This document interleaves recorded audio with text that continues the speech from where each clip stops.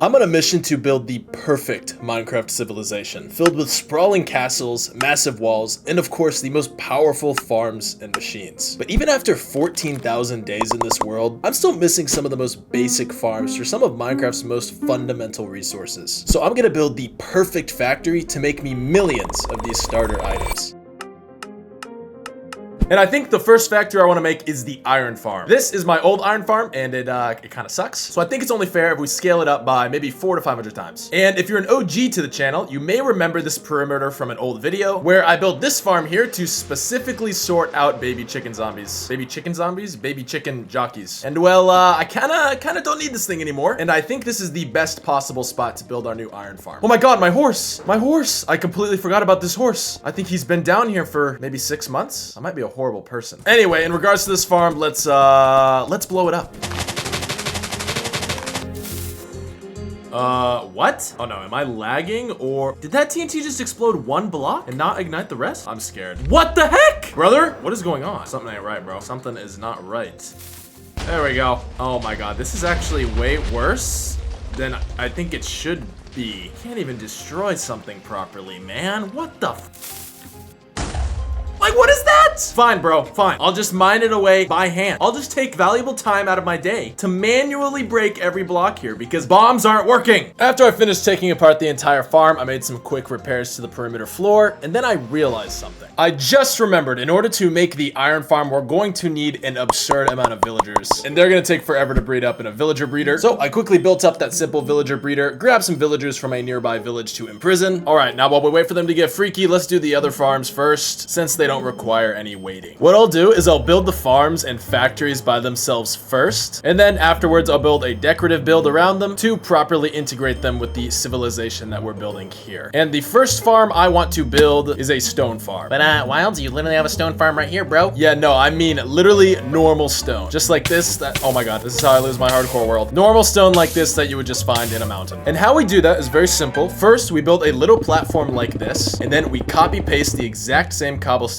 generator up here, and essentially the goal is to get the cobblestone output smelted. And to do that, I think we can use the same smelter that I have here in the end, but we're gonna have to modify it just a little bit. But first, we need to go ahead and grab 3,000 hoppers, which I can craft up using our super crafter. Then I need to craft 300 furnaces, and then basically we just need a bunch of redstone items. Now, we basically build it up just like it is in the end, but we need to add some water on top. So when the cobblestone farm is running, we'll connect it to the top of the smelter here. And the cobblestone farm actually generates cobblestone way faster than the smelter can smelt, so it'll basically run over the top and saturate all of the furnaces down here. So this farm is actually going to be bottlenecked by the speed of the smelter and however much coal we put in, which I think I have enough storage. And then once the items are smelted, they'll be pushed into shulker boxes down here. And then when the shulker box is full, it'll get put into this barrel, which will go into this hopper line. So I need to connect these to some kind of output. And this farm is not super efficient since it's only filling up one shulker box at one hopper speed. So it's going to take a few minutes to fill up a box. But when a box gets full, it'll automatically dispense it, and I'll get like, how many boxes is this? I don't know, like 3 or 4 double chests at once. My goal for all of these farms is to leave them running overnight just one time, and then have enough materials from the farm to basically fund whatever project or build I'm doing for the foreseeable future. So I don't want to have to run these things too often. So anyway, let's connect this cobble farm to the smelter, and then I'll make these little hoppers down here combine and funnel everything into this dropper, which will automatically drop the full shulker boxes into a water stream, and then send them up to this pipe to be stored in these chests. Okay, now all we got to do to see if this farm works is, well, actually, hold on, fill this storage up with coal here so we can actually smelt the items. Luckily, we've got plenty at my wither skeleton farm. I also need to fill up this hopper clock. Okay, now to actually test the farm, we need to turn on the cobble generator first.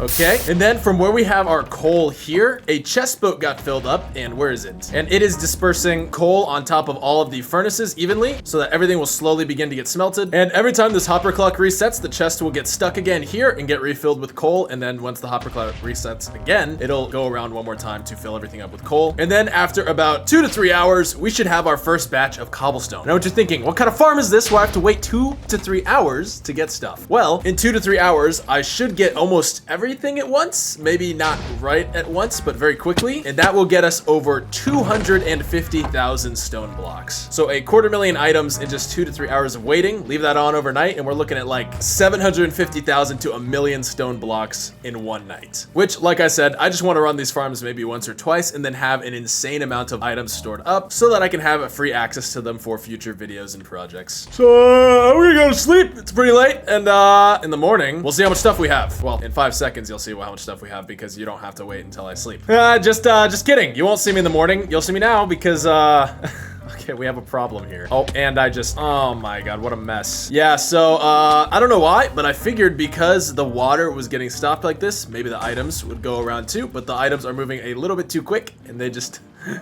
fly off the edge. So, well, hold on. I think this is an easy fix. This rail only goes around here so that I can go down to the bottom here. So if I just push it out 1 block, I should be able to put glass blocks here to block off this opening. But we have kind of a mess. Oh, look how cool that looks. Let's fix this problem really quick.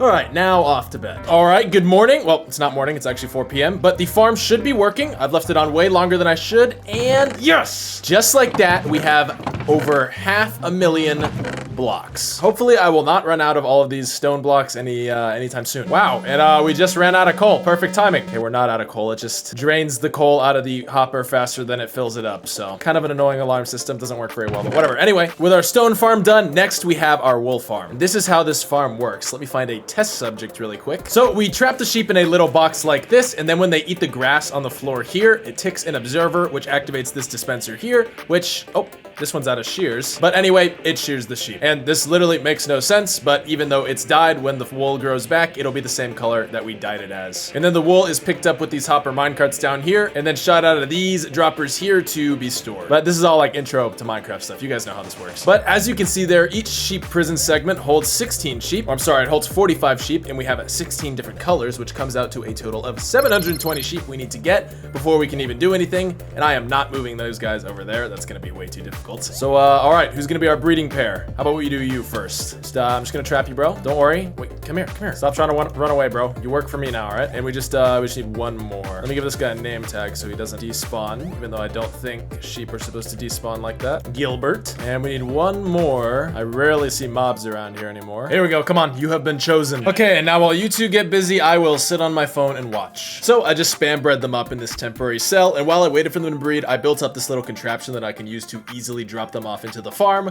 when we build it. Okay, I have no idea if this is the exact amount of sheep that I'm gonna need, but it should be a good start. Now, the materials I need for this build is mainly just a bunch of grass, dispensers, observers, and some glass. And since I've been putting so much time into the infrastructure of my world, getting the grass was actually the most tedious thing about this one. Okay, this is all the materials I'm gonna need. So what I'll do is I'll go ahead and build up the whole thing, and then we'll load them up with the sheep and then dye the sheep once they're actually in the cells. That'll be a lot easier than dyeing them beforehand, because that would be a mess. And this was pretty easy to build since it's just the same repeating pattern over and over again. Okay, this looks good, but I just remembered something. It's kind of hard to shear sheep without shears, and since there's 720 dispensers in this system and 9 slots in each dispensers, that means I would need 240 shulker boxes worth of shears, which I am definitely not gonna do. So I just grabbed as much iron as I could, which I'm running dangerously low on, and crafted up the shears as I loaded them into the farm. Okay, that took forever, but now we should be able to load in the sheep. And as they're loaded in, the farm is just gonna automatically start as they start to eat the grass. And I have item sorters up here so that all of the wool will automatically be sorted into each different color, loaded into shulker boxes, and then put in our storage, which we have plenty of. I'm pretty sure I have enough storage that literally all of the shears should break before I run out of room, which is good. And by the time that happens, hopefully that's more than enough wool I will ever need for the rest of the entirety of me playing this game. Okay, montage of loading the sheep now.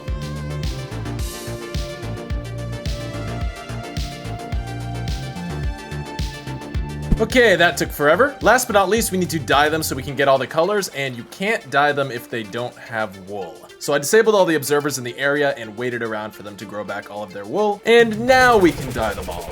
I'll also put a little decorative outline on the top of each box. And our wolf farm is done. Look at that flow of colors. And I don't even have to turn it off or on or anything. It will just run until every single shear in the system is broken, and that should have us set for life when it comes to wool. Okay, next there's 3 little micro farms that I want to build. A melon farm, a pumpkin farm, and then a semi-automatic carrot farm. The pumpkin and melon farms are essentially just the same thing since they grow in the same way. And the carrot farm I can also use with any other plant that I want. But I'll probably just mainly do carrots because I'm kind of sick of eating fish all the time. I have this massive gold farm that I haven't really gotten a lot of use out of recently. And I want to switch over to golden carrots since they have the best saturation. And I really don't want to manually farm up carrots in the end city. But let's go ahead and build the pumpkin and melon farm first since they're pretty easy and they're both the same thing. And all we're going to need for both of these is just 4 stacks of observers, 4 stacks of pistons, a bunch of dirt, a bunch of glass, and then of course, melon and pumpkin seeds. Okay, and I think I'll build it right here. It's really close to my wolf farm, but I kind of want to keep everything compact so that I can build a big factory building around all of these farms. Anyway, this farm was super simple, so I was able to build it really quickly. All right, and now when the melons and pumpkins grow, they will automatically be harvested by these pistons, pinged by these observers, and then they will drop into the water stream down here. And I don't have a place to store these yet. I want to wait until I build the entire factory building itself because I don't exactly know where I want this storage room to be, so it'll be easier to organize once we do that. And speaking of which, we're almost done. We just need to build the carrot farm and then the firework factory. So for the materials for the carrot farm, we just need a little bit of stone, some chests, some hoppers, and actually some amethyst shards. This farm is super simple. It literally just spams a bunch of bone meal into a single block here. And then once my inventory fills up with carrots, the hopper minecarts down here will pick everything else up and drop it in here to be stored in shulker boxes. All right, and the very last farm we need to build before we build the factory building itself is the firework factory. And I came up with this idea to combine El Mongo's sugarcane factory with the same creeper farm that I was using in the old barn. And I couldn't find the original video for the creeper farm, so if you recognize it and remember the original creator's name or a video by them, let me know in the comments so I can credit them properly. But anyway, I'll use the output of both of these farms and the auto crafters to turn the sugarcane into paper and then use the paper with the gunpowder to make fireworks and then put the fireworks in shulker boxes. So I will finally have an infinite supply of fireworks. I think this is literally my last couple stacks. Hopefully I can complete this before I run out. And this farm is the biggest out of the ones we built so far. Well, actually, maybe not looking at this thing. But regardless, we need a lot of materials. Most of which actually being a full shulker box of spruce trapdoors,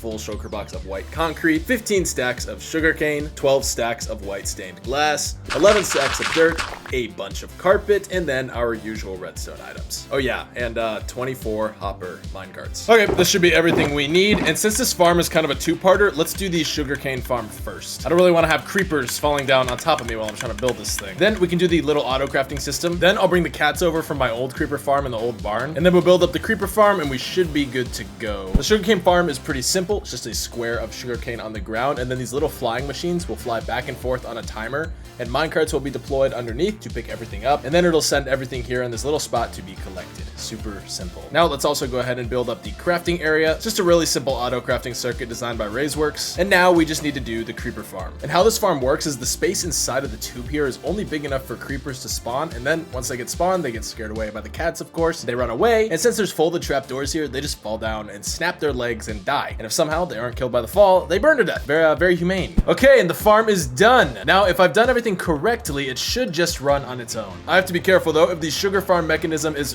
flying as I leave the area and unload these chunks, it'll break the whole thing. So if I'm not AFKing here, I should probably turn off the timer here, but otherwise we should be good. And just like the other farms, this one is kind of slow. It takes a long time to build up a large amount of items, but like I said before, the plan is to just leave these on overnight maybe once and have a stockpile that'll last me for a really long time. So let's do a quick test of the mechanism here to make sure it's working. All right, the paper comes out here, and the gunpowder from the creepers should flow into here, and once it does, it'll start crafting fireworks, and we should be good. Wait, no creepers are spawning. Oh yeah, there's underground caves that aren't letting things spawn. This is kind of a problem. Okay, I figured it out. We have to be pretty much this high up so that the mobs can spawn properly in the farm, and it's also too bright outside for them to spawn normally, and we're gonna need to cover everything up for it to work at max efficiency. It would also work better if it was way deeper underground, but obviously I was trying to build the farm up here, so yeah, wasn't really an option. But I need to cover up every single farm anyway, and that's actually what we were gonna gonna do next, so it all works out. Okay, now that we have every farm that I needed built, before we get to the iron farm, we need to turn this place into an actual factory. And I have this idea to kind of have a standard factory design mixed with a little bit of copper steampunk. And since we're working with a pretty big space here, we're gonna need a lot of blocks. Starting off with 4.5 shulker boxes of bricks, which I can easily get by void trading, which is where I set my render distance super low, and then I start to trade with this villager while I'm in a minecart, and once the villager is out of render distance, I can complete the trade, get my bricks, and not have to wait for the cooldown. So I did this a bunch of times, and now we have our bricks. Next, I need 3 shulker boxes of stone, which obviously we instantly have thanks to our new farm. Next up, I need 2 shulker boxes of smooth stone, which is also super easy. I just have to take more stone from our farm and smelt it in my super smelter in the end. Next, we need to get a shulker box full of granite blocks, which I can't farm or trade with villagers, unfortunately, so I just have to manually mine for that. But with the help of a beacon, it didn't take too long. Next, I need polished granite, so back to the mines we go. Then I needed some normal andesite and some polished andesite, and I could buy the polished andesite from the villagers in the same way, but I had to mine for the normal andesites. Next up, we need some stone bricks, stairs, and slabs, all of which again are easy to get courtesy of our stone farm. And finally, the last of the main blocks we need is copper. And thanks to the pillaging I did of those 2 trial chambers for last video to get all of these tough blocks for this room, I have more than enough copper as a byproduct. All right, and that's everything we need to build the factory. I just need to do some quick terraforming so that we have enough space. And it's time we get rid of this old villager trading outpost too. Half the villagers are dead, and I'm thinking of building a new one soon anyway, so don't need you anymore. Goodbye. I'll just take out the rest of the building and terraform a tiny bit more so we have enough room. All right, we should be good. I'll start by building the outer walls of the factory first, which is just a combination of these supporting pillars and then bricks for the actual wall itself. I mix the bricks with granite to add some variation, and I use scaffolding in the windows to make them stand out a little bit more. All right, this looks really good. Now I just got to repeat this pattern all the way around the factory. Change it up a little bit in some areas to add some variation. All right, that's the walls all done. We're making good progress. Let's go ahead and do the roof next, which is mainly made up of different types of deep slate blocks. And of course, I'll also throw in those classic chimney smokestacks. All right, last but not least, we have the cover for the creeper farm. I'll just use bricks and stones as like the background, just like the rest of the factory. And then I'm gonna put this copper cog as kind of like a machine part on the front as an extra detail. And it'll match the copper accents that we've been adding around the factory. I'll also throw in some copper archways here to add a little bit more lighting and detail. And with that final touch, the factory is done, except for the fact that the inside is completely empty. I need a way to work this entrance so that it's very walkable and I can actually walk around and access like the storage of each farm. So I'll build up a frame first so that I kind of know how to lay this place out and I can walk everywhere. Okay, I think this is a good frame for the layout. I can walk into the front door here and I can access every single storage room. So I got the cobblestone and everything else. This clicking is really annoying though. You know what, let's just turn that down a little bit, right? Jesus. Okay, now all that's left to do is to detail the entire inside, which I'll do using just wood and stone and different blocks. And then we'll plug in some lighting into the ceiling. And now our factory is pretty much done. Come on, I'll give you a quick tour. Through the main entrance here, of course, we have our first farm, which is the cobblestone farm. We got easy access to the chests, and we can jump up here and push the lever to turn the farm on and off. Next up these stairs here, and to the right, we have the storage for the pumpkins and melons, which are always getting filled up. I also went ahead and put paintings everywhere to add some more details. I like a lot of the new ones that they added recently, so I'm trying to incorporate them into my builds a little bit more. Over here and around the corner, we have the wool storage, which of course is getting us every single color of wool. And then back this way and up these stairs, we have our carrot, firework, and stone farms. To around this corner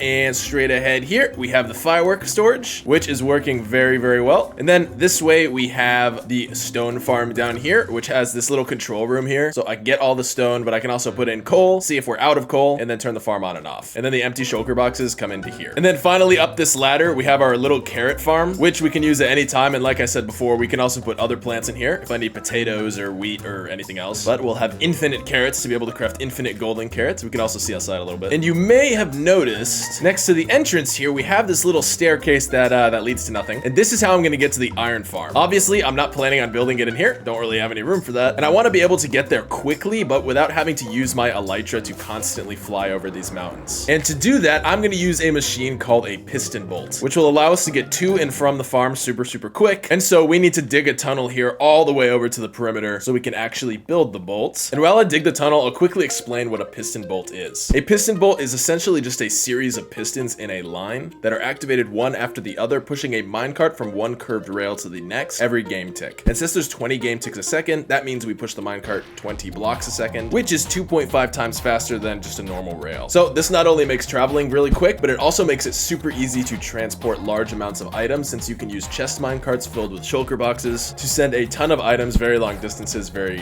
easily. All right, this tunnel length should be good. Now we just need a bunch of pistons, repeaters, redstone dust, and then a random solid block. And building the piston bolt is actually super easy. We just have to first do this pattern with the rails like this so that they're curving back and forth. And then every other block will place a piston like this, facing this way, and next to each piston a solid block like a concrete block or anything really. And then in between these spots here, we have redstone repeaters. And we just repeat this pattern all the way down the hall. And then for this diagonal space here, we do a similar pattern just like this. All right, and this should be it. Let's give it a quick test to make sure nothing is broken.